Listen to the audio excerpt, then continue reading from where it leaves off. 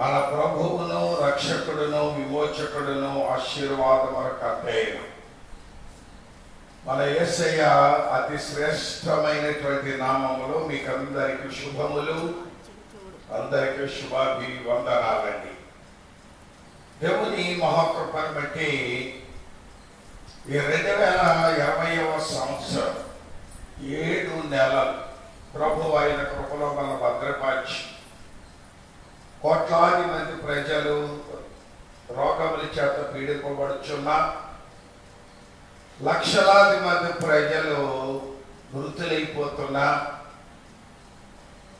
దేవుని ఉచితమైన కృపను బట్టి మనలను సజీవులుగా ఉంచి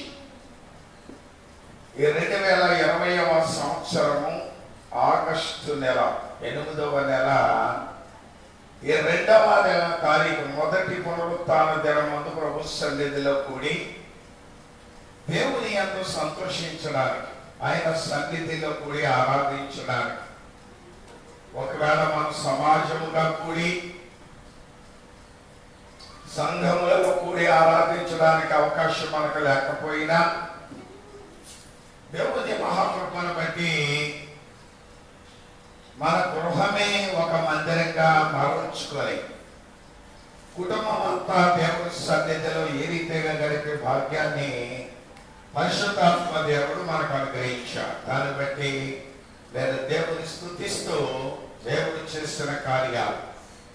ఈనాడు ప్రపంచ పరిస్థితి చూస్తే ప్రపంచంలో 1,79,624 మందికి ఈ కరోనా సోకింది. 1,79,624 మందికి ఈ రోజుకి ఈ కరోనా వ్యాధి సోకింది. ప్రపంచంలో ప్రపంచ దేశాలలో 6,85,760 మంది చనిపోయారు ఈ కరోనా వ్యాధి వల్ల. ఎంత భయంకరమైన పరిస్థితి! కోట్లాది మంది ప్రజలు వ్యాధిగ్రస్తులు అయిపోతున్నారు, లక్షలాది మంది ప్రజలు కలగకలో కలిసిపోతున్నారు. ఇటువంటి భయంకరమైనటువంటి దినములలో కూడా మనలను దేవుడు కాపాడి క్షేమం ఇచ్చి ఆశీర్వదించి మనము సజీవులుగా ఉంచాడు అంటే మనము ఎంతగా దేవుని ఆరాధించిన, ఎంతగా ఆయన స్తుతించిన, మన జీవనమంతా కూడా మన శక్తినంతా ఉపయోగించి దేవుని గణపరిచిన ఇంకా మన రుణస్థులుగానే ఉండిపోతాం. ఎందుకంటే చనిపోయిన వారు, మంత్రులు చనిపోతున్నారు, నాయకులు చనిపోతున్నారు, దేశాధినేతలు చచ్చిపోతున్నారు. ఈ మహమ్మారి, కరోనా వైరస్ అనేటువంటి మహమ్మారి ఎవరిని విడిచిపెట్టట్లేదండి.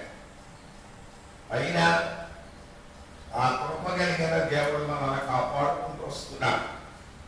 దానిని బట్టి మనం ప్రభువుని స్తుతించాలి, ఆయనను ఆరాధించాలి, ఆయన నామాన్ని కనపరచాలి. చనిపోయిన వారు ఎందరో మహానుభావులు వెళ్ళిపోతున్నారు కనుక దేవుని ఆరాధించే సమయం ఇది. ఎంతవరకు నా కుమార్తె లిలియన్స్ ద్వారా ప్రభు చక్కని విషయాలు బయలుపరిచారు. నేను కాపాడువాడు కునుకడు నిద్రపోడాచాడు. ఎంత చక్కని మాట్లాడి, నీ భర్త నేను మర్చిపోవచ్చు, మర్చిపోయి నిద్రపోవచ్చు. ఆ చోట నేను గమనించాను, భర్త చనిపోయాడు.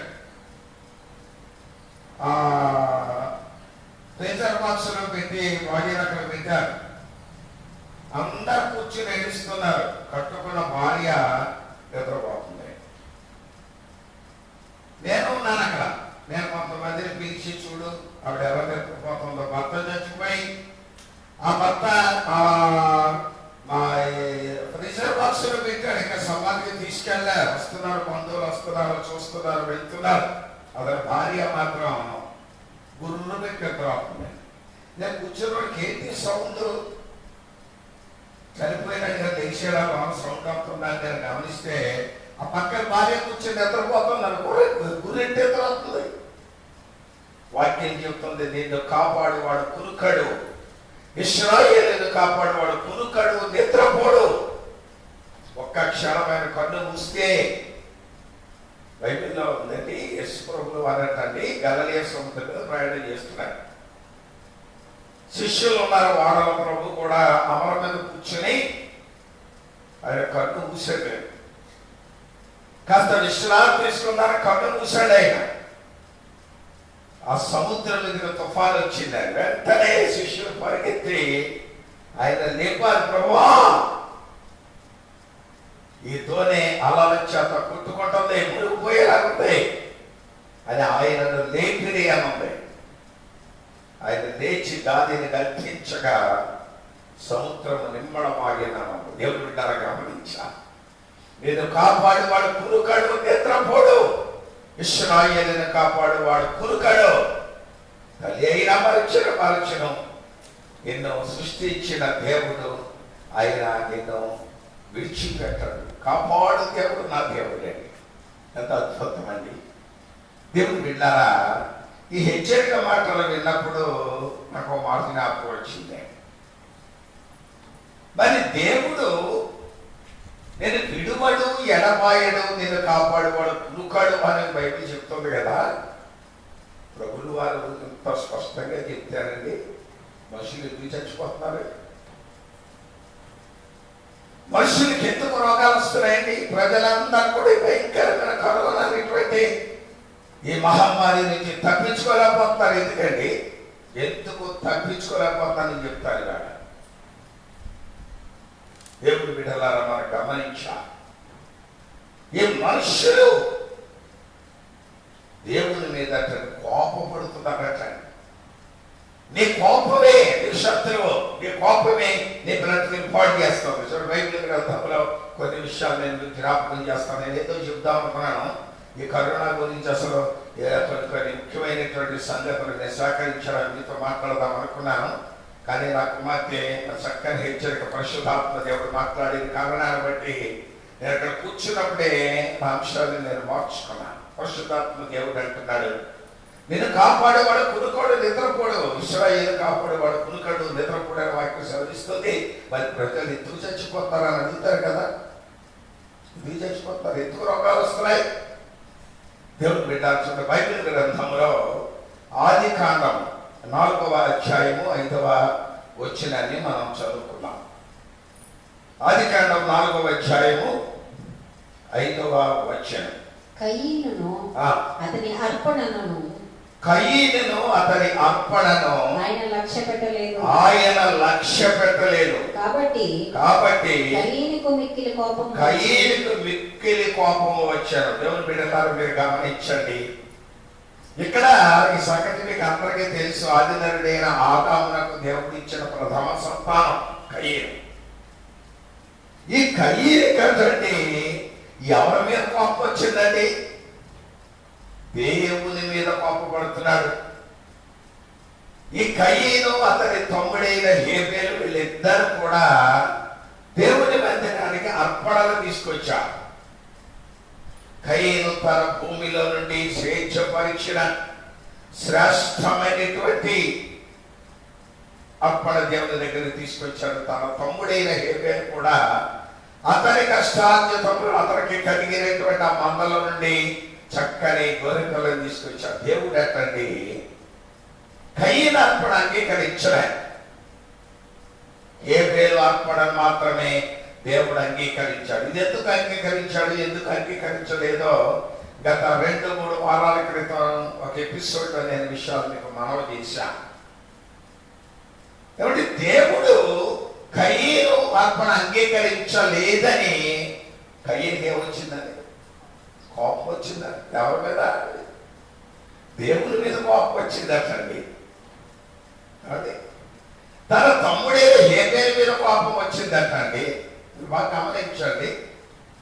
దేవుడు అంగీకరించకపోతే, కయీను అర్పణలు దేవుడు అంగీకరించకపోతే దేవుని మీద కోపడ్డాడంటే కాస్త అర్థం ఉంది. సంథింగ్ మీనింగ్, అర్థం ఉంది దానికి. కాబట్టి కానీ ఇతనికి దేవుని మీదే కాదు, తన తమ్ముడైన హేబేలు మీద కోపం వచ్చింది అక్కడ. ఏమంటే హేబేలు ఏం చేస్తాడండి? అతను గుడికి వచ్చాడు, మందిరానికి వచ్చాడు, అర్పణ తెచ్చాడు, అర్పణించాడు. దేవుడు అంగీకరించాడు, వెళ్ళిపోయాడు. ఇతను తెచ్చాడు, అప్పుడు తెచ్చాడు, పుట్టుకొచ్చాడు, దేవుడికి ఇచ్చాడు, దేవుడు అంగీకరించలే. దేవుడు అంగీకరించకపోతే తమ్ముడు మీద హేబేలు మీద ఎందుకంటే తన కోపం. దేవుని బిడ్డలారా, మీరు గమనించవలసినటువంటి విషయం ఏంటంటే, ఎప్పుడైతే ఇతనికి కోపం వచ్చిందో, దేవుడి మీద కోపం వచ్చింది, దేవుడిని ఏం చేస్తాడు? దేవుడు ఏమన్నా చేయగలడా? చేయడానికి ఆస్కారం ఉందా? ఆలోచించండి. దేవుని బిడ్డలారా గమనించాలి. దేవుణ్ణి ఏమీ చేయలేక హేబేలునటువంటి చంపేశాడు. కోపం వచ్చింది. దేవుని బిడ్డలమైన మనము గమనించాలి. కాబట్టి సృష్టిలో అనాది కాలం నుండి ఆది నుండైన ఆదాము నుండి నేటి వరకు బైబిల్ ఆధారాలు కానీ చరిత్ర ఆధారాలు కానీ మనం చూస్తేనండి, నరహత్య అనేటువంటిది అక్కడే బయలుదేరింది. అంత ముందు హత్యలు చేయడానికి మనుషులు లేరు కదా. ఎవడు అసలు నేను ఆలోచిస్తాను, కయ్యనికి తమ్ముడిని చంపాలి అనేటువంటి కోపం ఎక్కడి నుంచి వచ్చిందండి? అసలు దీనికి ఎందుకు వచ్చింది? ఆ కోపం మీద దేవుని మీద కోపడాలి, దేవునితో అడగాలి, దేవుని సంధించాలి. ఎందుకు రాకూడదు అంగీకరించలేదు? వాటి రాము విత్వే నాలో ఏ కోపం ఉందని అడగాలి. హేబేలు అర్పణ దేవుడు అంగీకరిస్తే హేబేలు మీద కోపమా? దేవుని బిడ్డలారా గమనించాలి. మనుష్యుల సంపర్కం ద్వారా పుట్టిన ఆది నరుడు కయ్యేను. ఆదాము ఈ మనుష్యుల సంపర్కం ద్వారా పుట్టినవాడు కాదు. అవ్వము కూడా భార్యాభర్తల కలయిక ద్వారా పుట్టింది కాదు. ఆదాముని దేవుడు మట్టితో చేశాడు, అతని ఎముకలు తీసి అవ్వని చేశాడు. ఇదంతా సృష్టి. కానీ మనుష్యుల సంపర్కం ద్వారా పుట్టిన మొదటి నరుడు కయ్యేను. ఇది కోపం వచ్చింది ఏంటండి? నిజంగా ఆ చరిత్రలో కనుక వెళితే అసలు కయ్యకి ఎందుకు కోపం వచ్చింది? అసలు ఆ లక్షణాలు ఎలాగొచ్చాయి? ఆ కయ్యలో నా కోపం కలిగించడానికి కారణాలు ఏంటని చాలా హిస్టారికల్ అండ్ ఈ వాక్యానుసారంగా అనేకమైన మర్మాలు ఇందులో ఉన్నాయి. ఇది నా సబ్జెక్ట్, అది కాదు. ఇలా దేవుని బిడ్డలారా, ఆదినరుడైనటువంటి ఆదాముకు పుట్టిన మనుష్య సంపర్కం ద్వారా పుట్టిన ఆదినరుడైనటువంటి ఈ కయ్యనికి ఎందుకు కోపం వచ్చింది? ఎక్కడ ఉందండి ఫాల్ట్ అనేది చూస్తే మనకు చరిత్రలో అర్థమవుతుంది. దేవుడు సమయం ఇస్తే ఎప్పుడైనా మాకు చెప్తాను మీకు. కానీ ఈరోజు మనం గమనించవలసినటువంటి పని ఏంటంటే, ఈ కోపము మనుషులు ఎలా పోటు చేస్తాం, దేవునికి ఎలా కోపం రప్పిస్తాం, అది ఈరోజు నేను మాట్లాడాలని ఆశపడుతున్నాను. ఈ కోపం అంటే ఏం చేస్తుందంటే నరహత్యకు దారి తీస్తుంది. హత్య. కయ్యను హేబేలు చంపడానికి ముఖ్యమైనటువంటి కారణం ఏంటంటే, బైబిల్ చెప్తుంది అతనికి కోపము వచ్చాను. హేబేలు మీద కోపం వచ్చింది. హేబేలు అర్పణ దేవుడు అంగీకరించాడు, నా అర్పణ అంగీకరించలేదని దేవుడి మీద కోపడవలసిన వాడు కయ్యను హేబేలు మీద కోపడుతున్నాడు. ఈ కోపం దేనికి దారి తీసిందా? హత్య. సొంత తమ్ముడు ఏ గర్భంలో అతను ఉదయించాడో, ఏ గర్భంలో అతను పుట్టాడో, అదే గర్భంలో వచ్చి తన రక్తమును పంచుకొని ఒక తల్లి పాలు తాగి ఒక తల్లిదండ్రులకు పుట్టిన ఈ హేబేలు మీద కయ్యకు కోపం వచ్చి కయ్యను పరిస్థితి ఎలాగైతే అంతకుడైపోయాడు. ఈరోజుల్లో చాలా మంది కోపాలు వచ్చి వర్షం చంపేస్తున్నారు. కోపం చూస్తున్నాము. హత్యలు, భయంకరమైనటువంటి పరిస్థితులు చూస్తుంటే, ఆ చరిత్రలు చదువుతుంటే, ఆ పోలీసు రిపోర్టులు చూస్తుంటే, పోలీసు డైరీలు చదువుతుంటే ఏమర్థమవుతుందండి? కోపం. అది అలా చేశాడు కనుక నేను ఇలా చేశా, అది ఎలా చేసింది కనుక నేను ఇలా చేశా. కోపం అండి. జాగ్రత్త సుమా. కోపము అది హత్యకు దారి తీస్తుంది. హత్య చేశాడు కయ్యను. ఏం సంపాదించాడు? దేశమైపోయాడు. దేవుడు అందరి మెడలో ఒక బిళ్ళ రాసి ఒక పలకాడు రాసి మెడలో మారేశాడు. ఇది దేశం మారింది. దేవుడి బిడ్డలారా గమనించాలి. మనకి మూర్ఛను పెట్టాడు దేవుడు. ఎక్కడ దగ్గర పడిపోవడం, నడుస్తుంటే పడిపోవడం, తింటుంటే పడిపోవడం, ప్రయాణం చేస్తుంటే పడిపోవడం, వీళ్ళు మూర్ఛ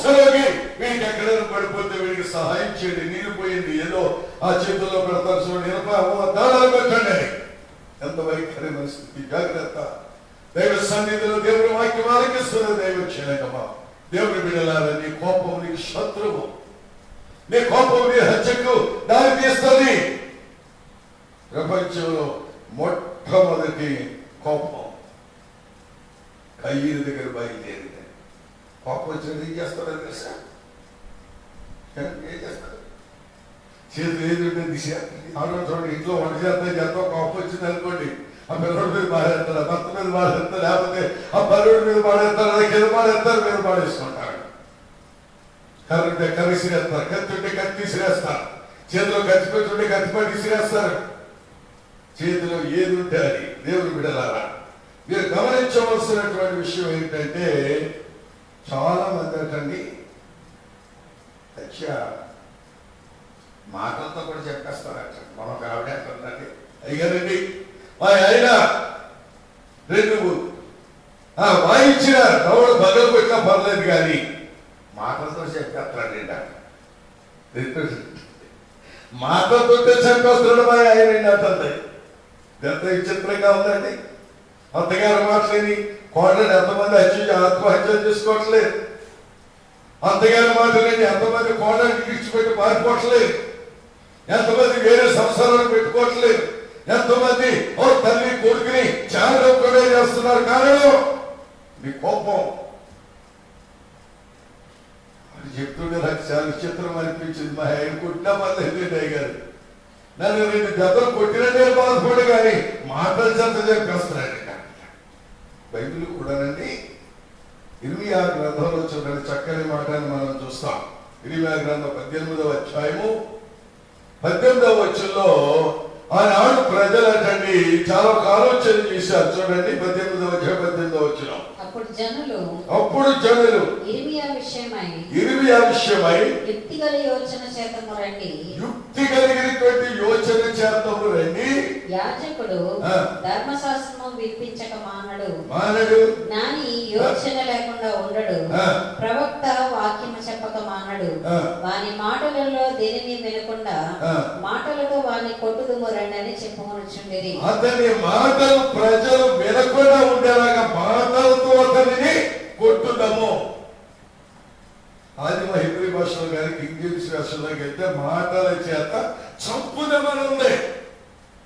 ఇక తెలుగు బైబిల్లో మాటల చేత అతనిని కొట్టుదము రండి అని అన్నారు.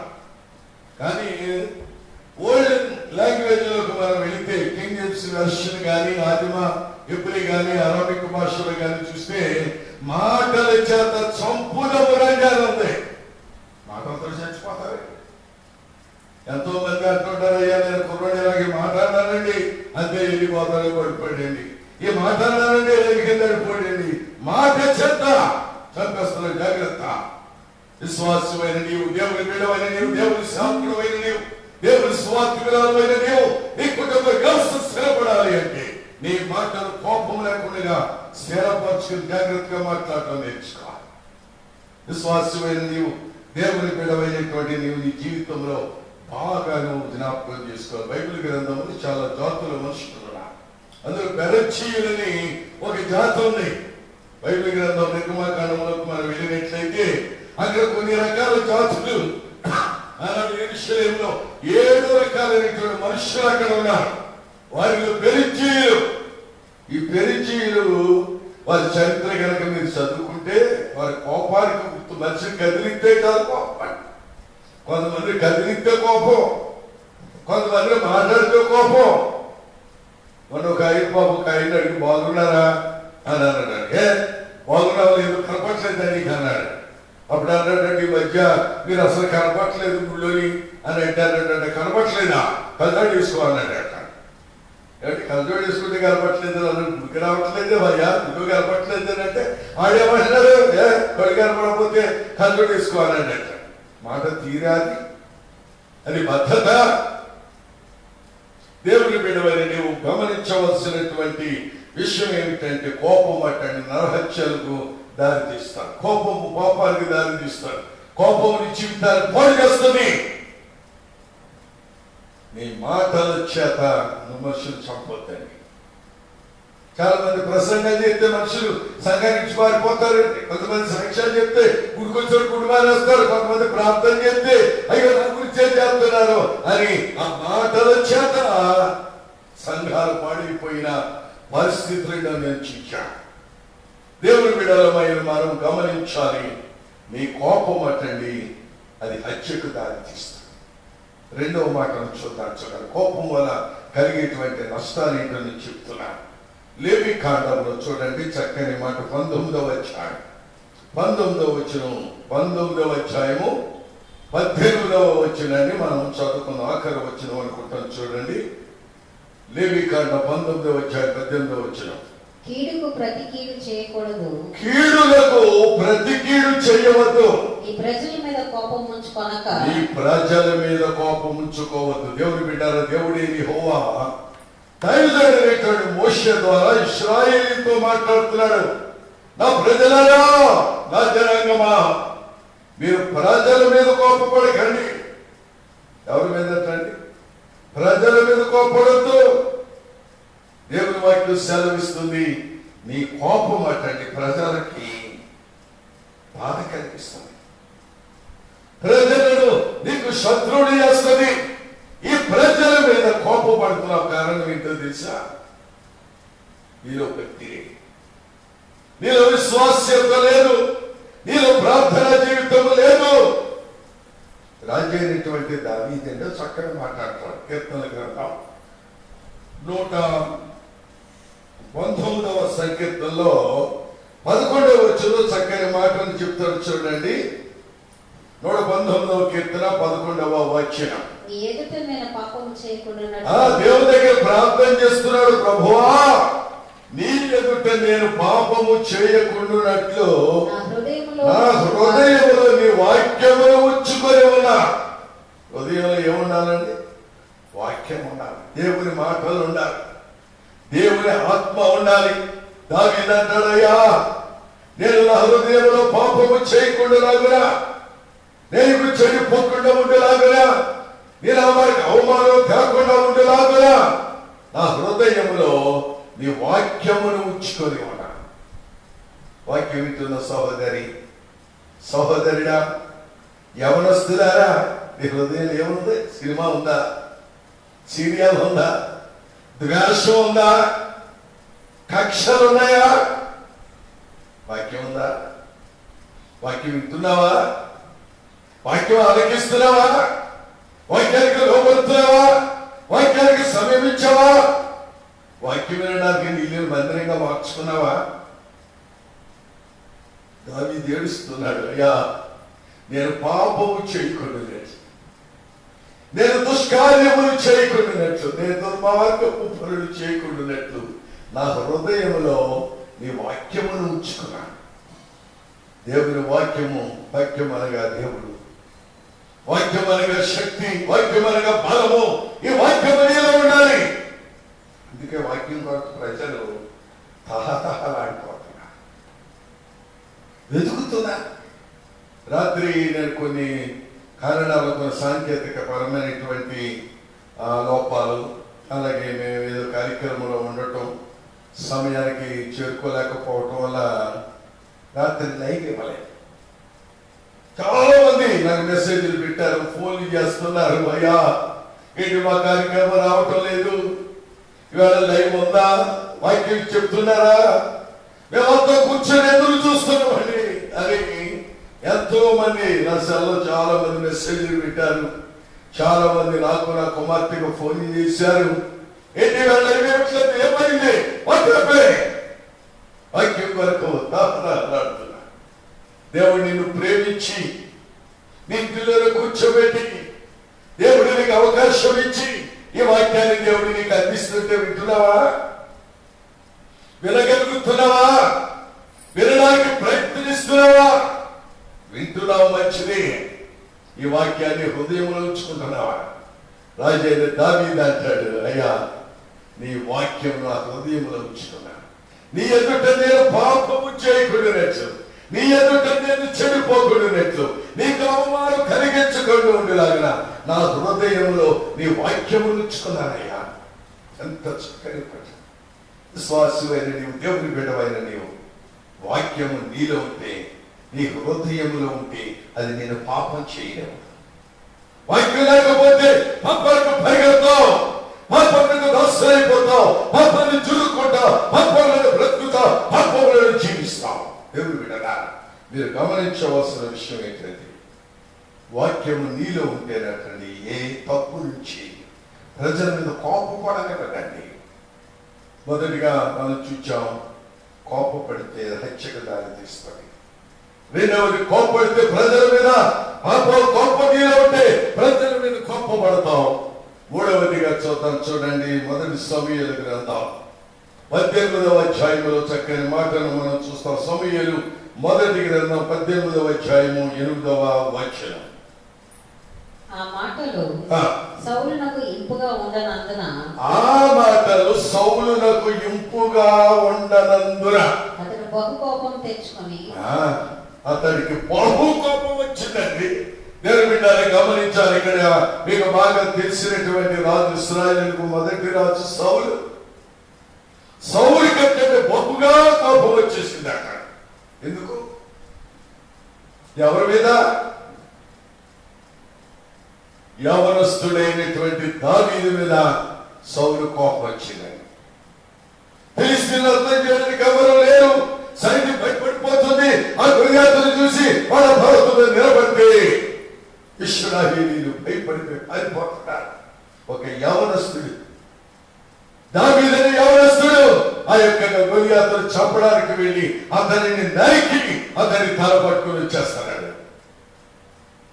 ఇశ్రాయేలీయుల స్త్రీలందరూ చూచి దావీదుకు 10,000 కాలది, సౌలుకు 1,000 కొలది అని వాళ్ళు అతనిని గౌరవంగా మాట్లాడుతుంటే ఈ మాట సౌలు చెవిలో మాట్లాడి, రాజులైన నాకు 1,000 కొలదియా, ఆ యుద్ధానికి వెళ్ళి వచ్చిన వాడికి 10,000 కొలది స్తోత్రాలా అని అతనికి కోపం వచ్చింది. అక్కడ దేవుని బిడ్డలా మీరు గమనించాలి.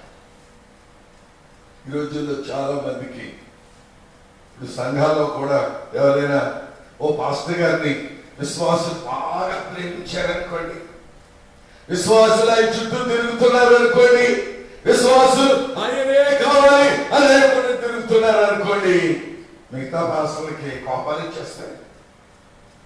ఎవరైనా బాగా పాడు రోజు పాటలు ఇచ్చేవారనుకోండి, రోజు ప్రార్థించేవారనుకోండి, రోజు హెచ్చరికలు చేయనాయన అన్నామనుకోండి, వ్యక్తవాడికి కోపం. కారణం సహించలేదేమని. సౌలుకి ఘనత కావాలి, దావీదు ఘనత రావడానికి వీలు లేదు. ఈనాడు సమాజం పాడిపోవడానికి కారణం ఏంటంటే అసూయ, ఈర్ష్య. దేవుడు వాడుకున్నాడు అతని ద్వారా దేవుడు ఈ విధంగా కొనియాడుతూ చంపేశారు అని గౌరవించి సన్మానించి అతనిని కొనియాడవలసిన సౌలుకి అతని మీద కోపం వచ్చింది. ఈ కోపం అతని మనుషులను ఈర్ష్యను పట్టిస్తారు. మనుషుల మీద ఈ భయంకరమైనటువంటి ఈ యొక్క చెడును సృష్టించి రకరకాల మాటలు మాట్లాడుతూ ఉంటారు. విశ్వాసమైన నీవు గమనించాలి, నీ కోపము నీ ఆత్మీయ జీవితాన్ని పాడు చేస్తుంది. నీ కోపము నీ జీవితాన్ని పాడు చేయకముందే, నీ ఆత్మీయ స్థితి పాడు కాకముందే, నీ భక్తి విశ్వాసములు పాడు కాకముందే, నీ జీవితము పాడు కాకముందే నీలో ఉన్నటువంటి ఆ ఈర్ష్య, ఆ కోపాన్ని విడిచిపెట్టు. దేవుని బిడలమైనటువంటి మనం గమనించాలి. సౌలు దావీదు మీద కోపడి సంపాదించాడండి. ఏమొచ్చింది ఆలోచించాడు. బైబిల్ మొదటి సమూయేలు గ్రంథంలో ఇంటికి చదువుకోవడం టైం లేదు కనుక నేను వచ్చిన చెప్పట్లేదు. ఏమి సంపాదించాడు? దావీదు మీద సౌలుకి కోపం రావటం వల్ల సౌలు సంపాదించింది ఏం సంపాదించాడు? దురాత్మ వచ్చి పడ్డాడు మీద. అలనాడు ఆ రాజుల గ్రంథంలోకి మనం సమూయేలు మొదటి గ్రంథంలో మొదటి అధ్యాయంలో మనం చూస్తే సౌలు మీద సమూయేలు చేతుల నుంచి ప్రార్థించగా దేవుని ఆత్మ అతనికి దిగి వచ్చిందని బైబిల్ చెప్తుంది. ఈ రోజున ఆత్మ ఏమైంది? ఎక్కడికో పోయింది. ఆత్మ అతని మీదకి దురాత్మ దిగి వచ్చానని ఉందండి. దేవుని బిడ్డలు గమనించాలి. ఇక ఎప్పుడైతే ఈర్ష్య వస్తుందో, ఎప్పుడైతే ఇతరుల మీద ద్వేషం పుట్టుకొస్తుందో, ఎప్పుడైతే కోపం వస్తుందో, నీలో ఉన్న దేవుడి ఆత్మ పోయి దురాత్మని మీద ఏర్పాటు చేస్తుంది. జాగ్రత్త. అందుకని దేవుడు అంటున్నాడు, కోపపడుడి గాని పాపము చేయకుండా. కోపడితేనే అంటే కోపాడదు. దేవుడు కోపడలేదా? ఇశ్రాయేలు దేవుడు కోపడలేదా? దేవుడు అయినటువంటి యెహోవా కుమారుడు క్రీస్తు గారి ఒకరికి వచ్చిన తర్వాత దేవాలయంలో వ్యాపారం చేసేవాడిని చూచి, దేవాలయంలో రొక్కలు మార్చేవాడిని చూచి, దేవాలయంలో ఆ యొక్క గొర్రెలు మేకల పడవ చూచి దేవుడు కొరడ తీసుకొని మళ్ళీ ఇసురు కొట్టలేదా? చెప్పండి. కోపపడు కానీ పాపం చేయలేదు. సౌలు కోపం వచ్చింది, దాని అల్లుడైనటువంటి దావీదును చంపడానికి ప్రయత్నిస్తున్నాడు. ఎక్కడ దొరికితే అక్కడ, ఏ మత్స్యం ఎదుట మత్స్యంతో తీసుకొచ్చామంటున్నాడు. కోపం. దావీదు దేవునికి లోబడి దేవుని ఆశీర్వాదాలు సంపాదించాడు. సౌలు దావీదు మీద కోపపడి దేవుని శాపానికి గురైపోయాడు. రాజ్యాన్ని పోగొట్టుకున్నాడు. దేవునికి దూరమైపోయాడు. విశ్వాసమైనటువంటి నీవు, దేవుని విడవైనటువంటి నీవు గమనించవలసిన విషయం ఏంటంటే, ఈ కోపం ఎన్ని రకాలుగా ప్రయత్నిస్తుందో తెలుసా? సౌలు ఏంటంటే ఒక ప్రకటన చేశాడు. దేవుడు ప్రకటించాడు, ఆ గొలియాతుని ఎవరైనా చంపేస్తే, ఆ గొలియాతుని జయిస్తే నా కుమార్తెని తీసుకొచ్చి పెళ్లి చేస్తాడని ప్రకటన చేశాడు. కాబట్టి దావీదు పెళ్లి విషయం ఎప్పుడైనా ఆలోచించారా? సౌలుకి ప్రథమ కుమార్తె మేరబు, మేరాబి కాదని మేరబు. మేరబు అనేటువంటి జ్యేష్ఠ కుమార్తెను మరి ప్రకటన చేసినట్లుగా పెళ్లి చేయాలంటే మొదటి కూతురించి పెళ్లి చేయాలి కదా, చేయలే. ఎందుకంటే మేరబు భక్తి కలిగినటువంటి అమ్మాయి, దైవ భక్తి కలిగింది, ప్రార్థన జీవితం కలిగింది. ఆమెను పెళ్లి చేయకుండా మీకాలు పెళ్లి చేశాడు. మీకాలు దుష్ట స్వభావం కలిగింది. ఆ మీకాలు ద్వారా దావీదుని చంపాలని, దావీదుని హతమార్చాలని, దావీదుకి శాపం కలిగేలాగా చేయాలని ఒక సాధనగా వాడుకోవడానికి ఈ మీకాలు పెళ్లి చేసింది. పెళ్లిలో కూడా మోసమైనది. దేవుని బిడ్డను గమనించాలి.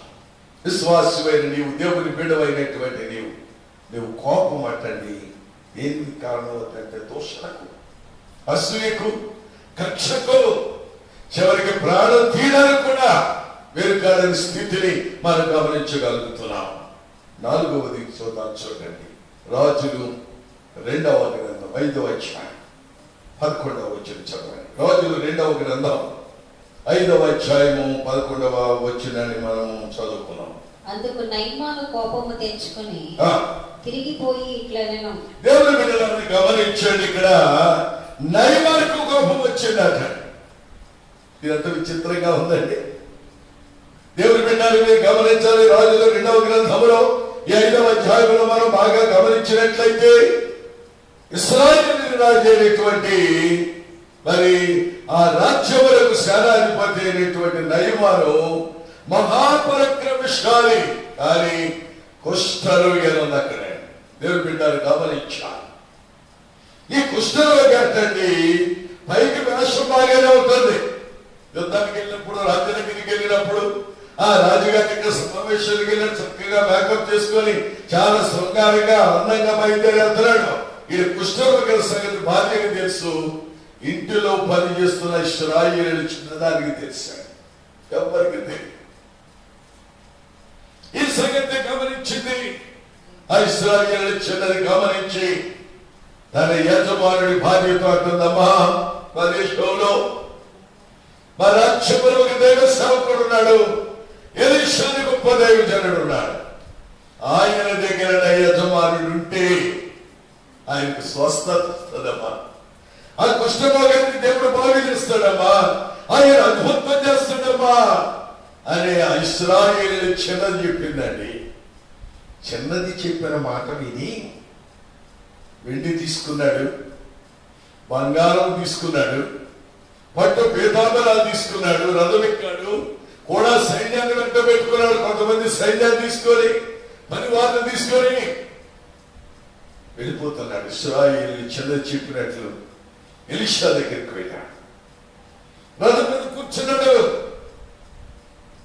రథం మీద కూర్చొని దేవుడి బిడ్డలారా కబురు చేస్తున్నాడు. ఇగో సేనాధిపతి వచ్చాడు, సైన్యాధిపతి వచ్చాడు, అది మనకు ప్రార్థన చేయమని కబురు చేసినప్పుడు ఎలీషా చక్కని మాట చెప్పాడయ్యా, అతను వాళ్ళ దేశం నుంచి ఎంత దూరం రావక్కర్లేదు, నా దగ్గరికి అంతగా ఎందుకు రావడం? ఆ మధ్యలో యోర్దాను ఒక నది ఉంది, అందులో పోయి మురుగు 7 పర్యాయముల వరకు అని చెప్పాడు.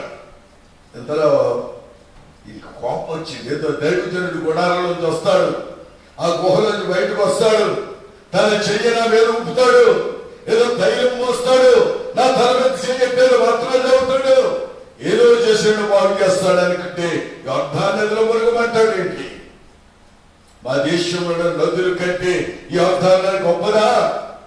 మా దేశంలో సిరియా దేశంలో అబలాయు అనేటువంటి జీవనదులు ఉన్నాయి, సంవత్సరం పొడుగునా అవి ప్రవహిస్తూనే ఉంటాయి. మా దేశంలో అబలాయు అనేటువంటి జీవనదుల కంటే ఈ నదులు గొప్పవా అని కోప్పడ్డాడు. దైవజనుడు చెప్పిన మాటకు లోబడాలి కానీ కోప్పడతావా? ఆయన రాలేదని కోప్పడతావా? ఆయన ఏదో ఇంటికి వస్తాడు అనుకున్నాను, తలకు చేస్తాడు అనుకున్నాను, ఏదో బహుమతులు పట్టుకొస్తాడు అనుకున్నాను, ఏదో అందిస్తాను ఇదిస్తాను కరోనా టైంలో అని మేమనుకున్నాం. ఆయన మా ఊరే రావట్లేదు, మా వాక్యం చూడలేదు, మమ్మల్ని పలకరించడమే లేదు. ఆయన కోప్పడతావా దైవజనుడి మీద? తిరిగి తగురా వెళ్ళిపోతున్నాడు, తిరిగి వెళ్ళిపోతున్నాడు. మా దేశంలో నదులు లేవా? ఈ యోర్దాను నది కంటే విలువైనటువంటి జీవనదులు మా దేశంలో లేవా? దేవుని బిడ్డలారా, మీరు గమనించవలసినటువంటి అతి ప్రాముఖ్యమైన విషయం ఏంటంటే, నయమాన్ కోపం వచ్చి చేత ఆ పని చేయట్లేదు, తిరిగి వెళ్ళిపోతున్నాడు, కోప్పడి వెళ్ళిపోతున్నాడు. సేవకుడు చెప్తున్నాడు, అందులో సేవకుడు అన్నాడు, అయ్యా రాజుగారికి కొంచెం కోపం తయ్యా, సైన్యాధిపతి కొంచెం కోపం తగ్గాక దగ్గర సేవకుడు అన్నాడు, అయ్యా దైవజనుడు ఏం చెప్పాడు?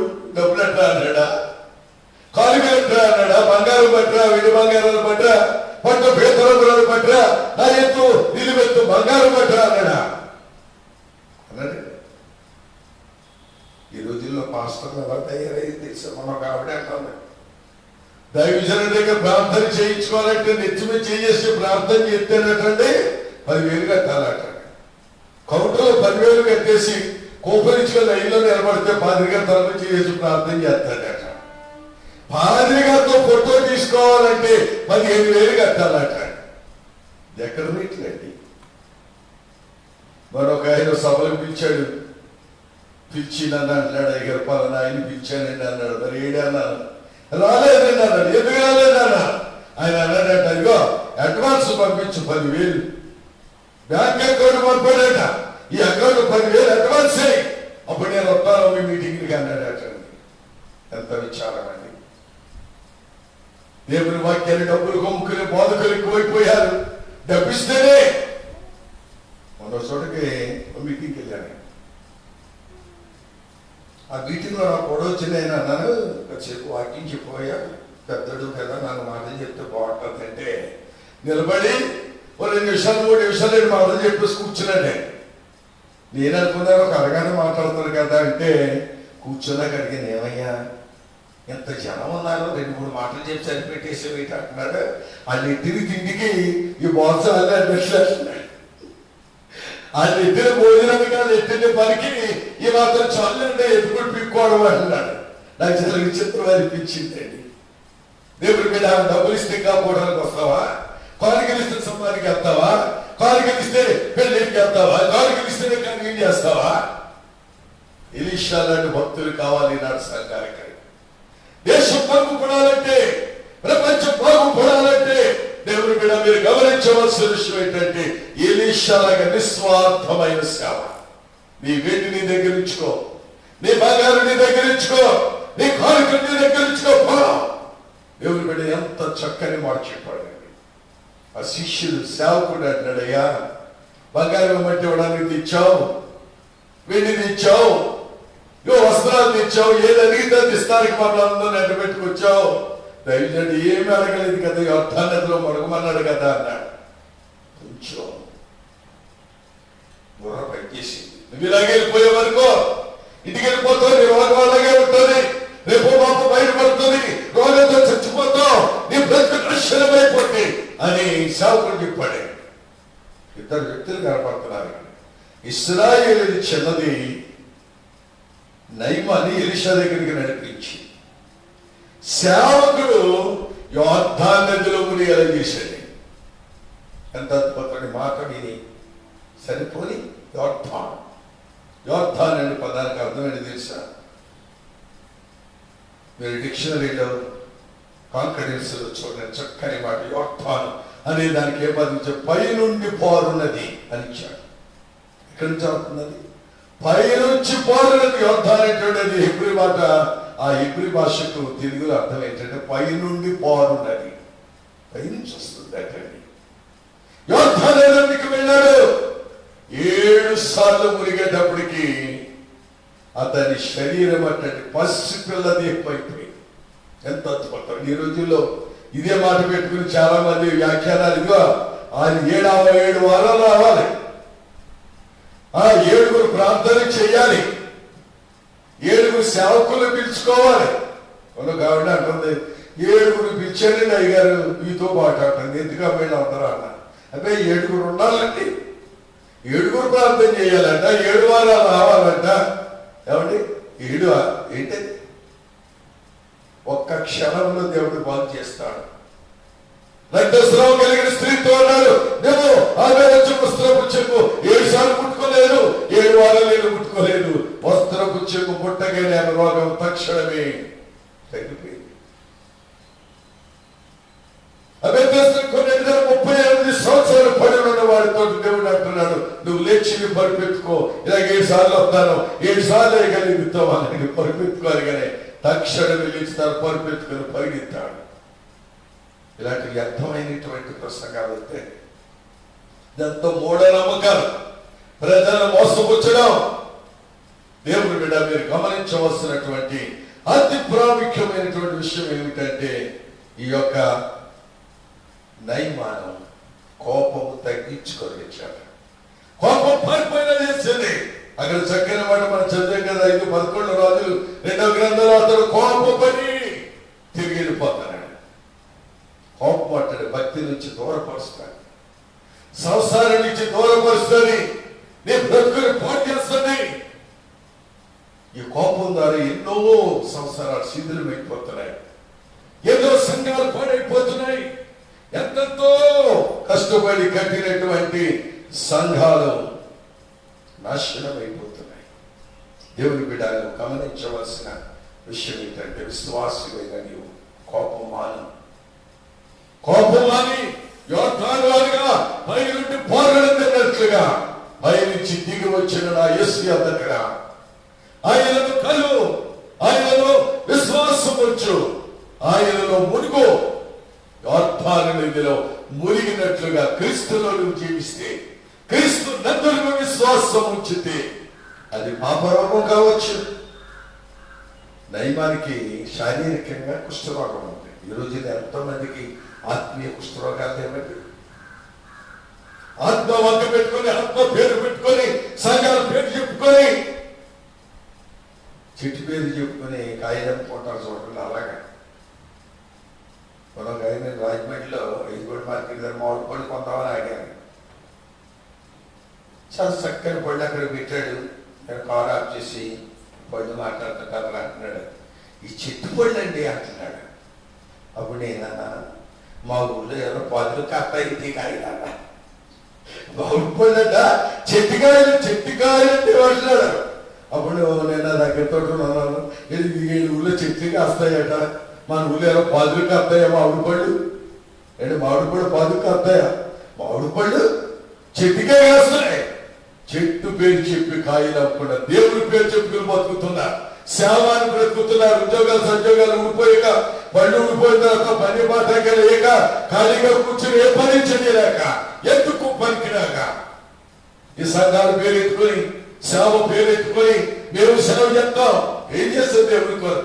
ఏం త్యాగం చేస్తాం? ఉద్యోగం నుంచి పెట్టావా? ఉద్యోగంలో ఉన్నప్పుడు ఖచ్చితంగా హాజరయ్యావా? గుడులు కట్టావా? బడులు కట్టావా? ఒక ఆత్మకి రక్షణ ఇచ్చావా? ఓ విశ్వాసం ప్రభువుకి నడిపించావా? ఎవరికైనా చేతులతో బాప్తిసం ఇచ్చావా? ఎవరైనా ప్రభువుకి నడిపించావా? వాళ్ళు ఏదో పెట్టిన అక్కడ సంఘాలు వాళ్ళ ద్వారా రక్షింపబడిన వాళ్ళని నువ్వు చేర్చుకుని వాళ్ళు ఏదో సముద్రతల్లి ప్రేమ చూపిస్తున్నావు. జాగ్రత్త. విశ్వాసమైన నీవు, దేవుని బిడ్డమైన నీవు, నీ కోపము దేవునికి దూరం చేస్తావు. ఎలీషా నుంచి దూరం తెచ్చింది. మార్గంలో నదులు లేవా? ఈ అవతారం కంటే ముక్కు నది కంటే శ్రేష్టమైన జీవనదులు మా ఊళ్ళో లేవా అని దేవుడికి దూరపరిచేసింది. కానీ సేవకుడు అనగా దైవ సేవకుడు మాట విని అక్కడ ఆ సేవకుడు అని రాయబడ్డాడు. పనివాడు కదా సేవకుడు, పరిచర్య చేసేవాడు, పరిచర్య ధనము జరిగించే ఆ దైవ సేవకుని మాటకు నువ్వు లోబడ్డం నేర్చుకోవాలి. లోబడ్డాడు, అశ్వలు తిప్పిపెట్టాడు, ఆరోగ్యవంతుడయ్యా. ఈనాడు ఆ కుష్ఠరోగుల గురించి మనం మాట్లాడుకుంటాం. వెలివేయబడ్డ వాడు పాలు వెలుపులు ఉండాలి. వాడు కుష్ఠరోగం తిరిగితే సైన్యం తీసేస్తారు, ఊరి వెలుపులు పెడతారు, ఊరికి దూరంగా తీసుకుపోవాలి. ఊరు చూడండి, కరోనా వచ్చిందని చెప్పగానే వాళ్ళు ఊరు ఒక తీసుకుపోతున్నారు. ఏ ఊరు తీసుకుపోతున్నారు? మన గాడు ఫోన్ చేసి ఎడుతుంది, ఏమ్మా ఎత్తుకు తల్లి అలాగే ఎడుతున్నాడు, ఎవడొస్తున్నాడు? అయ్యా నాకు అక్కడ పాజిటివ్ వచ్చింది అట్టండి, తీసుకుపోతున్నారు. అదేంటి ఎక్కడ తీసుకుపోతున్నారు అన్నారు. అదేనండి అదేదో బస్సు వచ్చింది ఎక్కమంటున్నారు, బస్సు ఎక్కేస్తున్నాను ఎడుతో లబ్బో దిపోమని ఎడుతుంది. ఏదో ఊరు తీసుకుపోతున్నారు, ఏలూరు ఎక్కడో తీసుకుపోయారు. ఏడుస్తుంది. వాళ్ళకు వెలుపలుండా పాప కుష్ఠముతో నింపబడి దేవుని సంఘములను సేవను కుటుంబాలను పాటు చేస్తున్న విశ్వాసి, దేవుని సేవకుడా, దైవజనుడా, నువ్వు దేవునికి దూరం అవ్వద్దు. కోపం దేవుని దూరపరిచేస్తుందండి. దేవునికి దగ్గరగా ఉండు. సేవకుని మాటకు లోబడు, దేవుని మాటకు లోబడు, వాక్యానికి లోబడు. దేవుడిని నేను ఆశీర్వదిస్తాడు. ఇలా చెప్పుకుంటూ పోతే అనేకమైన విషయాలు. మొదటి మాట ఏం చెప్పానండి? కోపము హత్య చేయడానికి ప్రయత్నిస్తుంది, హత్య చేయిస్తుంది. రెండవదిగా మనం చూసినప్పుడు ప్రజల మీద కోపపడేలా చేస్తుంది. మూడవది బంధువుల మీద. చూడండి, ఆ యొక్క సౌలు తన అల్లుడైనటువంటి దావీదు మీదే కోపం తెచ్చి అతను చంపడానికి ప్రయత్నించాడు. నాలుగవదిగా చూస్తే దైవానికి కోపం వచ్చి దేవునికి దూరం అయిపోతున్నాడు, సేవకులకు దూరం అయిపోతున్నాడు, దేశాన్ని విడిచిపెట్టి వెళ్ళిపోతున్నాడు. ఒక్క మాట చెప్పి నేను ముగిస్తాను. చాలా రకాలైనటువంటి నష్టాలు, కోపస్తూ వచ్చే నష్టాలు, ఇది నష్టాలు. దేవుని మీద ఆఖరు మాట చెప్పినట్టు ముగిస్తారు. చూడండి, యోబు గ్రంథంలో 18వ అధ్యాయం 4వ వచనం చూడండి. యోబు గ్రంథం 18వ అధ్యాయము 4వ వచనం. భక్తుడైన యోబు చక్కని మాట చెప్తున్నాడు. కోపము చేత నిన్ను నీవు చీల్చుకొనివాడా, అగమా. కోపం వస్తేనటండి ఎవరికైనా చీల్చేసుకుంటానట, ఆత్మహత్య చేసుకుంటాను, గోదాట్లో దూకేస్తాను, నూతిలో దూకేస్తాను. ఓ బండి రైలు బండి వస్తుంటే పట్టాల మీద పడి అలా దిగిపోయేలా చేసుకుంటాను. ఎందుకని? భక్తుడైన యోబు అంటాడు, కోపము చేత నిన్ను నీవు చీల్చుకున్నవాడా. నీకు నీవే బాధ కలిగించేసుకుంటున్నావు, నీకు నీవే జీవితాన్ని ఫోన్ చేసేసుకుంటున్నావు. దేవుని బిడ్డలారా, సంఘాలు చీలిపోతున్నాయి, సంవత్సరాలు చీలిపోతున్నాయి, వ్యాపారాలు చీలిపోతున్నాయి. ఎవరికి వాళ్ళే పూర్తి చేసుకుంటారు, ఎవరికి వాళ్ళని చీల్చేసుకుంటున్నారు. ఈనాడు చీలికలు ఎక్కువైపోయాయి. సంఘాల్లో చీలికలు, వ్యాపారంలో చీలికలు, జీవితంలో చీలికలు ఎక్కువైపోతున్నాయి. విశ్వాసమైన నీవు, దేవుని బిడమైనటువంటి నీవు, నీ జీవితంలో, నీ బ్రతుకులో నువ్వు గమనించవలసింది, కోపం అట్టండి నేను చీలిపోయేలా చేస్తుంది. ఎక్కడ ఏకాంతులైపోతున్నారు. భార్యను విడిచిపెట్టేస్తున్నారు, పిల్లలు విడిచిపెట్టేస్తున్నారు, ఊరు విడిచిపెట్టేస్తున్నారు, సంఘాలు విడిచిపెట్టేస్తున్నారు, సమాజాన్ని విడిచిపెట్టేస్తున్నారు, సమూహాన్ని విడిచిపెట్టేస్తున్నారు. విశ్వాసమైన నీవు, దేవుని బిడ్డవైన నీవు, నీ కోపం నేను చీల్చేస్తుందండి.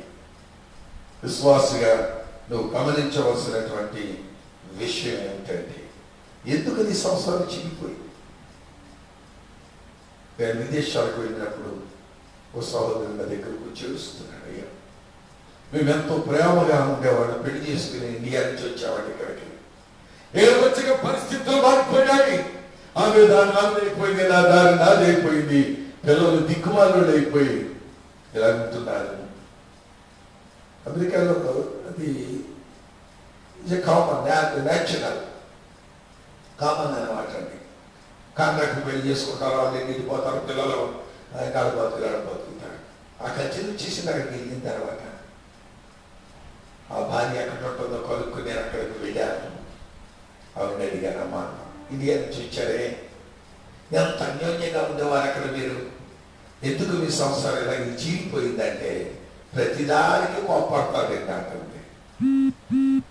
ప్రతిదానికి మాట్లాడితే కోపండి, ఉద్యోగానికి ఎంతో కోపండి, ఆక్సిజన్ వస్తే కోపండి, తిట్టే కోపండి, తినకపోతే కోపండి, చెప్పిన మాట తింటే కోపడతాడు, రాకపోతే కోపడతాడు. అతని కోపము నన్ను చీల్చేస్తుందని ఇచ్చింది. పిల్లలిద్దరిని కూడబెట్టి మాట్లాడి ఐక్యపరిచాను. ఎంతో చక్కగా 10 నెలల అమెరికా దేశంలో మంచి ఫ్యామిలీగా చక్కగా జీవిస్తున్నారు. బట్టి నీ కోపం నేను చీల్చేస్తుంది, నీ కోపం సంఘాన్ని చీల్చేస్తుంది, నీ కోపం సంసారాన్ని చీల్చేస్తుంది, నీ కోపము జీవితాలు పాడు చేస్తుంది. ఇప్పుడు నేను వాటిని చెప్తున్నాను వినండి. చాలా మంది అందులో నాకు లైవ్ లో కనిపిస్తున్నారు. మీ పేర్లు, మీ పరిస్థితులన్నీ నాకు సెలవులో కనిపిస్తున్నాయి. కూర్చుంటా కాసేపు. కొంతమంది మధ్యలో వెళ్ళిపోయారు, కొంతమంది మధ్యలో లేచిపోతున్నారు, కొంతమంది మధ్యలో వచ్చి కలుస్తున్నారు. ఎప్పుడు నువ్వు వెళ్ళిపోతావో, నువ్వు ఎప్పుడు కూర్చుంటున్నావు అన్నీ నాకు ఇందులో తెలిసిపోతాయండి. చాలా మంది అంటారు వాక్యం వినాలండి, అలా ఇదే ఆ పేరులో చూస్తే నీ పేరు ఉండదు. ఒక ఆవిడంట ప్రతి వారు బాగా చెప్తున్నారండి అంటుంది. వింటున్నా వేట అన్నారు. అప్పుడు ఇలా పోవడం పెట్టిండాలి, మరి నీ పేరు నీ ఊరు మా సెలవు కనపడదే అంటే, కనపడదు ఏంటండి అంటుంది. అంటే వాళ్ళు ఏమనుకుంటున్నారు, వాళ్ళు కనపడతారో కనపడరు, అలా వింటున్నామో లేదో అని తెలియదని అనుకుంటున్నాను. మీరు ఎప్పుడు ఇందులో జాయిన్ అవుతారో, ఎప్పుడు లెఫ్ట్ అయిపోతారో, ఎప్పుడు మరణాలు వస్తారో. ఏమండి, మీరు వచ్చారో వింటున్నారు, మధ్యలో వెళ్ళిపోతున్నారు. కొంపటి ఏ ప్రయోజనం ఎప్పటి ఎందుకు మళ్ళీ వెళ్ళిపోతారని అంటారండి. మధ్యలో ఏంటండి, మధ్యలో వెళ్ళిపోతావు ఏంటి అని అంటారా? అన్నాం. ఎందుకంటే నీకు ఇష్టపడితే వాక్యం వింటాం, కష్టపడితే వెళ్ళిపోతావు. నేను కోపడి మిమ్మల్ని చేర్చుకోవద్దు. నేను పెట్టాను అనేక మంది జీవితాల్లో బ్యాటరీ అయిపోయినట్టుంది సార్. దైవ సన్నిధిలో కూడినటువంటి దేవుని బిడ్డ, విశ్వాసమైనటువంటి నీవు అలవించు. దేవుని బిడ్డ వారినటువంటి నీవు నీ కోపాగ్ని చేత నిన్ను నీవు చీల్చుకొనిచున్నావు. దైవ సన్నిధిలో కూడిన దేవుని బిడ్డ, విశ్వాసమైన నీవు, దేవుని బిడ్డ వారినటువంటి నీవు నీ జీవితంలో, నీ బ్రతుకులో నువ్వు నేర్చుకోవాల్సింది 5 అంశాలు నేను మీతో మాట్లాడాను. కోపము వల్ల వచ్చేటువంటి నష్టాలు, ఏ కోపం వల్ల నీకు వచ్చేటువంటి శాపాలు, ఈ కోపం ద్వారా నీ జీవితాన్ని పాడు చేసేటువంటి పరిస్థితులు మనం గమనించాలి. దేవుని బిడ్డమైన దేవుని జీవితంలో నీ బ్రతుకులను గమనించవలసిన విషయం ఏంటంటే, దేవుని వాక్యం చెప్తుంది, నీ కోపము చేత నువ్వే చీల్చేసుకుంటున్నావు. ఈ సంసారం శిథిలమైపోయింది, నీ బ్రతుకు శిథిలమైపోతుంది, నీ యొక్క సంఘాలు, సంసారాలు, వ్యాపారాలు నాశనం అయిపోవడానికి కారణమే ఏమిటి? కారణం ఏంటి? నీ కోపమే దానికి కారణం. ప్రియ దేవుని చరణంగా దైవ బిడ్డలారా, ఒక మాట చెప్పి నేను ముగిస్తాను. ఇప్పుడు 5 అంశాలు చెప్పాను. మొదటిది, కోపం అంటే హత్యకు దారి తీస్తుంది. కోపం జీవితాలు పాడు చేస్తుంది. దేవుని బిడ్డలారా, రెండవదిగా చూస్తే, మొదటిగా కయ్యను తమ్ముడైన హేబెలు మీద కోపడ్డాడు. రెండవదిగా చెప్తున్నాడు, ప్రజల మీద మనం కోపడకూడదు. మూడవదిగా సౌలు కోపం తెచ్చుకొని రాజ్యభ్రష్టుడైపోయాడు. నాలుగవదిగా చూస్తే, నయమాను కోపం తెచ్చుకొని దేవుని విడిచిపెట్టి వెళ్ళిపోవడానికి ప్రయత్నించాడు. కానీ మరలా తిరిగి వచ్చి స్వస్థత పొందాడు. 5వదిగా చూస్తే దేవుని బిడ్డలారా, యోబు అంటాడు, నీ కోపం వచ్చేత, నీ కోపం వచ్చేత నిన్ను నీవే చీల్చేసుకుంటున్నావు. జాగ్రత్త సుమా, నీ కోపం నీ జీవితాన్ని పాటు చేస్తుంది. ఒక చక్కని మాట అంటాడు యాకోబు పత్రికలోనండి, మొదటి అధ్యాయం. యాకోబు కొత్త కోటిని ఉద్దేశించి రాసినటువంటి పత్రిక మొదటి అధ్యాయం 20వ వచనంలో చక్కని మాట చెప్తాడు. ఎందుకనగా నరుని కోపము, ఎవరి కోపం అంటండి? నరుని కోపము దేవుని నీతిని నెరవేర్చదు. దేవుని బిడ్డలు మీరు గమనించాలి, నీ కోపం దేవుని నీతిని నెరవేర్చదండి. నీ కోపం నీకే శత్రువు, నీ కోపం నీకే నష్టాన్ని కలిగిస్తుంది, నీ కోపం నీ జీవితాన్ని నాశనం చేస్తుంది. అందుకే భక్తుడైన యాకోబు చెప్తున్నాడు, నరుని కోపము దేవుని నీతిని నెరవేర్చదు. దేవుని చిత్తాన్ని నెరవేర్చాలంటే ఆయన చిత్తానికి మనం ఒప్పుకోవాలి. ఆయన నా ఎడలని సంకల్పం ఏమయ్యింది, నన్ను ఎందుకు ఇలా చేశావు, నన్ను ఎందుకు ఇలా సిద్ధపరిచావు, నా ద్వారా నువ్వు ఏం చేయదలుచుకున్నావు, నన్ను ఒక పాత్రగా వాడుకొని కోపం తగ్గించుకొని నీ రోషాన్ని విడిచిపెట్టి నీ పాపాన్ని విడిచిపెట్టి నా ప్రభు యేసు పాదాల దగ్గరికి వస్తే ఆయన నిన్ను కరుణిస్తాడండి. చూడండి, నయమర కోపడి వెళ్ళిపోయిన వారు సేవకుల మాట విని తిరిగి వచ్చి ఆ యొర్దాను నదిలో మునగగానే 7 మార్లు మునగగానే అతని శరీరం పసిపిల్ల దీపం అయిపోయింది. దేవుని బిడ్డ, నీ పాపం అది ఆత్మీయ కుష్ఠరోగం కావచ్చు, శరీర సంబంధమైన వ్యాధులు కావచ్చు, ఒకవేళ కరోనా సంబంధమైనటువంటి లక్షణాలు నీలో ఉండవచ్చు. ఈ కోపాన్ని పాపాన్ని విడిచిపెట్టి యేసు పాదాల దగ్గర పడి ఏడు, ప్రభు నిన్ను కరుణిస్తాడు, నీ జీవితాన్ని మారుస్తాడు. విడిపోతున్నాడు, పారిపోతున్నాడు, కోపం వెళ్ళిపోతున్నాడు. కోపం కట్టండి, చాలా స్పీడ్గా వెళ్ళిపోతాడు. అందులో కుష్ఠరోగుల కోపం ఎక్కువ ఉంటుంది. మీరు బాగా గమనించాలి. మామూలు మనుషుల కంటే కుష్ఠరోగి కనిపిస్తే చాలు కందిరిగా అయిపోతాడు, అంత కోపం అంటాడు. సేవకుడు గమనించాడు, అడుగుతున్నాడు, అయ్యా నా ఏలిన వాడా, దైవజనుడు చెప్పిన ఒక్క మాట చెయ్యొచ్చు కదయ్యా, ఈ ఒక్కసారి లోబడొచ్చు కదయ్యా, ఈ ఒక్కసారి దేవుని పని, దైవజనుడు చెప్పిన పని నువ్వు చేయొచ్చు కదా. ఎంత అద్భుతమైన సేవకుడు. తిరిగి వచ్చాడు, దేవుడు స్వస్థపరిచాడు, దైవచనగమా. ఈ మధ్యాహ్న కాలం మంది దేవుని వాక్యం ఆలకిస్తున్న దైవచనగమా ఉన్న పాటున ప్రభు దగ్గరికి అయ్యా నా కోపాన్ని తీసి, కోపం రావచ్చు కానీ అది సూర్యుడు అస్తమించకుండా ఆ కోపాన్ని విడిచిపెట్టాలి. కోపం పడుము కానీ పాపం చేయొద్దు. దేవుని కొరకు కోపడు, దండించు, వాడిని ఏదైనా చేయి కానీ పాపం మాత్రం చేయకు. దేవుని కొరకు బిడ్డలు బాగుపడాలని కోపడు కానీ బిడ్డలు చంపేయకు. భార్య బాగుపడాలి అని కోపడు, అందుకని భార్య విడిచిపెట్టేకు. ఉద్యోగంలో సరి చేసుకో అని చెప్పు, అంతేగాని ఉద్యోగంలో తీసేయకు. కోపడి తప్పు, కోపపడితే తప్పట్లేదు, నేను పైబడి చెప్పట్లేదు. కోపపడుము కానీ పాపము చేయకు. పాపమైన జీవితాన్ని పాడు చేస్తాను. దేవుని వాక్యం ఇచ్చిన నేస్తమా, దైవ క్షణంగమా, మీళ్ళలో ఉండే వాక్యాన్ని ఆలకిస్తున్న దేవుని బిడ్డలారా, ఈ మధ్యాహ్న కాలం మందు దేవుని సేవకునిగా అపొస్తలుడిగా పంపబడిన దేవుని సేవకునిగా నేను మీతో చెబుతున్నాను. పాపము, కోపమే పాపం అండి. కోపాన్ని విడిచిపెట్టి ప్రభు పాదాల దగ్గర పడియాడు, ప్రభు నేను క్షమిస్తాడు. అందరూ లేచి నిలబడండి. ఇళ్లలో ఉన్నవారు ఆయా స్థలాల్లో ఉండే దేవుని వాక్యాన్ని ఆలకిస్తున్న మీరు ఒక్కసారి లేచి నిలబడి మీ బైబిల్ ప్రక్కన పెట్టి తలలు పైకెత్తి చేతుల ఆకాశం వైపు చాపి నా ప్రభువుని అడగండి, అయ్యా నా కోపమే నాకు పాపం, నా కోపమే నా జీవితాన్ని పాడు చేస్తుంది, నా కోపమే నా బ్రతుకుని, నా జీవితాన్ని, సంఘాన్ని, సంసారాన్ని, వ్యాపారాన్ని, ఉద్యోగాన్ని పాడు చేస్తుంది. అయ్యా కోపం మాను, ప్రభు తట్టు తిరుగు, దేవుడు ఆశీర్వదిస్తాడు. ప్రభుని అడగండి, చేతులు పైకెత్తి యేసయ్యతో చెప్పండి, అయ్యా నాలో ఉన్నటువంటి కోపం అనే పాపమయ్యా, ఈ పాపాన్ని దూరపరచు, ఈ పాపానికి విడుదలై నన్ను పరిశుద్ధపరిచే, నా జీవితాన్ని సరిచేయి. ఈ 8వ నెల ఈ మొదటి పునరుత్థాన దినమందు ప్రభు దగ్గర నేను ఒక తీర్మానం చేస్తున్నానని చెప్పేసి, అయ్యా గతించిన 7 నెలలు గతించిపోయా, ఈ పాపం వల్ల, కోపం వల్ల నా బ్రతుకు నా సంసారాలు శిథిలమైపోయి పడిపోయాయి. ఈ నెలలో ఈ రోజున నా జీవితాన్ని సరి చేసుకుంటానయ్యా అని యేసు పాదాల దగ్గర ఒక్క మాట చెప్పు. చేతుల పైకెత్తిన మీరు చేతులు జోడించు, నా యేసయ్యతో ఇలా చేతులు జోడించి ప్రభువా అని ప్రార్థించు. ఆయన మనవి చేసుకోండి, ఆయన దగ్గర కన్నీరు కార్చు.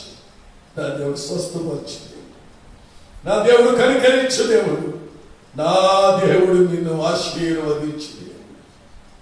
ఎత్తబడిన వాక్యం ప్రతి వారి హృదయంలో నాటింపబడి అది నూరాంతలుగా ఫలింపైనట్లు వాక్యం విన్న ప్రతి విశ్వాసి కోపమని పాపమని విడిచిపెట్టేసి వైపు తిరిగి ఆయన రాకడకు సిద్ధపడి ఆయన ఆశీర్వాదం పొంది ఆయన రాజ్య వారసులుగా దేవుడు చేయనట్లు సంఘములను, విశ్వాసులను, వారి కుటుంబాలను, వారి బిడ్డలను దేవుడు ఆశీర్వదించి ఈ కరోనా భయంకరమైన వైరస్ నుంచి కాపాడి ఆరోగ్యం ఇచ్చి, బలం ఇచ్చి, క్షేమం ఇచ్చి ఆశీర్వదించి అతి త్వరలో మనమందరము దేవాలయములలో సమాజముగా కూడి దేవుడు ఆరాధించే భాగ్యము దేవుడు దయచేయనట్లు పాస్టర్ గారు మన ప్రార్థన నడిపిస్తారు. అందరూ తలలు వంచి ప్రార్థనలోకి పోవచ్చండి. ప్రార్థన చేసుకుందాం.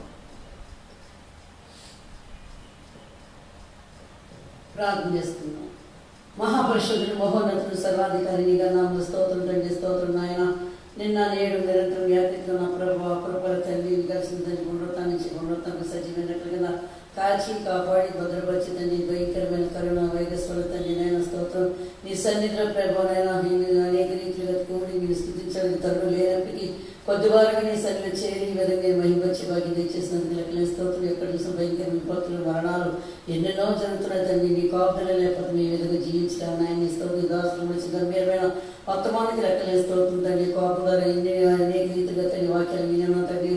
పాపం వల్ల తండ్రి నేను పాపం చేయము, పాపం చేయము సరించిన దేవుడు ప్రభావ. పాపం వల్ల తండ్రి నాయన స్తోత్రం తండ్రి నాయన హృదయంలో పాపం ఉంటుంది. దీనికి తిరిగి నైనా పనికిరాదని సరించిన దేవుడు నాయన స్తోత్రం. పాపం ఎన్ని అనాథాలు జరుగుతుంది నీ లేఖలో చూస్తున్నాం.